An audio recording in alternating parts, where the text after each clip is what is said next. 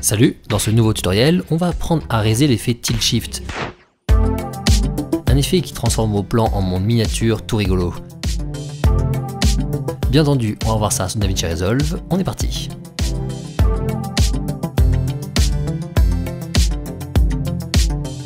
Ok, on se retrouve directement sur le logiciel. Dans ce tuto, je vais vous montrer deux méthodes en fonction de si vous avez la version payante ou gratuite du logiciel. Mais avant cela, on a déjà une base en commun. L'effet Tilt Shift, de manière générale, est un effet qui marche très bien sur des déplacements humains très accélérés, façon timelapse un peu. Donc on commence par ça. J'ai fait ici un plan qui s'y prête bien, un plan aérien sur une route avec des voitures qui passent. On commence déjà par accélérer ce plan, histoire d'avoir les voitures qui défilent vite. Je vais dans les réglages du plan, puis dans variation de vitesse, et ici en vitesse, j'accélère fortement, par exemple 1500. Voilà, les voitures défilent vite. Maintenant, seconde étape optionnelle mais que j'aime bien. Pour un effet transformant encore plus le plan en monde miniature tout mignon, on peut également augmenter fortement la saturation du plan afin d'avoir des couleurs très vives façon Lego un petit peu. Pour ça, on se place sur le plan dans la timeline, puis on se rend dans l'interface étalonnage. Ici, on sélectionne ensuite l'affichage roue colorimétrique en bas à gauche. Et là dans cette fenêtre, en bas, on retrouve le réglage saturation. On peut l'augmenter fortement, par exemple 80 pour mon plan. Ok, le plan est prêt pour créer l'effet Tilt Shift. Ça consiste donc à rajouter des flous de part et d'autre de l'image afin de ne laisser qu'une bande nette au milieu, là où se situe l'action, la route dans mon exemple. Bien, c'est ici qu'on aura donc deux méthodes selon la version de votre logiciel. On commence rapidement par la version payante Resolve Studio car c'est très rapide avec. Sur cette version, on a directement un effet pour ça.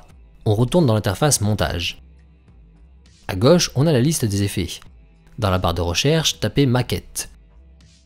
Et là, vous voyez que le logiciel vous propose l'effet flou maquette. C'est en fait l'effet Tilt Shift directement. Prenez-le et appliquez-le à votre plan. Voilà, le plan a maintenant des flous en bas et en haut. Eh bien, il ne reste plus qu'à personnaliser l'effet comme on souhaite. Dans l'inspecteur, on va ensuite dans Effets, et là on retrouve ici les réglages de l'effet flou maquette. Avec l'option Angle ici, on peut faire pivoter la zone nette de l'image afin de la caler pile dans le bon axe. Ici la route monte un petit peu vers la droite, je vais donc réajuster l'axe. Pour bien visualiser l'effet, on peut cliquer ici sur Afficher, afin de le présenter en noir et blanc. Le noir c'est la partie nette, le blanc les parties qui vont être floutées. De base l'effet est parfaitement horizontal. Avec angle, je peux donc le faire pivoter comme ça pour le mettre dans le bon axe par rapport à la route. Avec les autres réglages, vous pouvez déplacer la zone. Et même agrandir ou réduire la bande nette au milieu avec zone de netteté. Une fois bien placé, décochez l'option Afficher et c'est tout bon, on a l'effet Tilt Shift hyper simple avec la version Studio. Ok, maintenant la version gratuite du logiciel. Avec celle-ci, il va falloir qu'on crée nous-mêmes le flou. Bon, pas bien méchant. Alors en soi, il y a plusieurs façons de le créer et je vous montre la mienne. On retourne dans la partie étalonnage. Ici, on déploie les affichages nœuds et effets en haut à droite. Dans la fenêtre nœud, on va rajouter un deuxième nœud en série pour le flou. On fait un clic droit sur ce premier ici, puis ajouter un nœud et ensuite ajouter un nœud correcteur en série.